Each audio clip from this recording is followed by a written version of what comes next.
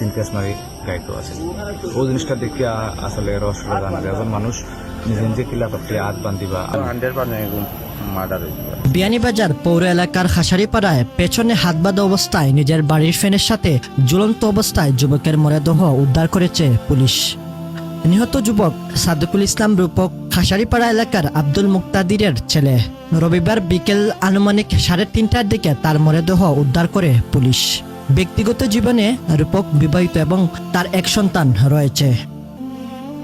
স্বজনদের দাবি, পেছনে হাত বাঁধা অবস্থায় কিভাবে সে নিজে ফ্যানের সাথে ঝুলন্ত থাকবে? নিশ্চয় কেউ তাকে খুন করে ফ্যানের সাথে ঝুলিয়ে রেখেছে। তারা সঠিক তদন্তের মাধ্যমে আসল রহস্য বের করার দাবি জানান। এটার সময় আইয়া ফাইন কেসি গেটগুলো লাগাই যারা মারা মানে ডাকিজন ডাকতে সময় কেসি গেট থেকে খেতে হয়েছে তালাগু পড়ে গেছে।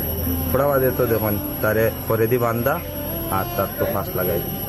আমি আসলাম বাড়িতে আইয়া অন্তেই ফোন দিছন ফুটায় দিয়া ফোন দিয়া কইটা ওলা বদরুল আমার ফুয়ার ওলা ওলা ইয়ে হয়ে গেছে সে গিয়ে ফাঁস লাগিয়া তো হয়েছে ও আমরা দৌড়াইয়া আইছি মার্ডার হয়েছে।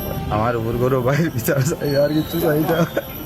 2-3 কেস মারি গাইতো আছে ও জিনিসটা দেখে আসলে রসটা জানা যায় একজন মানুষ নিজে নিজে কিলা ফাঁসে লোকটি হাত বান্ধিবা আবার কিলা যে এই হাতটা বান্ধিবা বা আগেও বান্ধিবা এই জিনিসটা আমার মাথায় বললাম। এখন আমরা থানার অফিস আর আইসন ইনচার্জ ওনার কাছে আমরা সর্বোচ্চ সহযোগিতা চাইলাম যে উনি যে কোনো উপায় ওটা সুস্থ তদন্ত করক্কা এবং যদি তার কোনো ভিক্টিম হইয়া থাকে আসামি হয়ে থাকে আমরা চাই আর যে খুব দ্রুত আইন পুনঃ রক্ষা ওটা আমরা চাওয়া।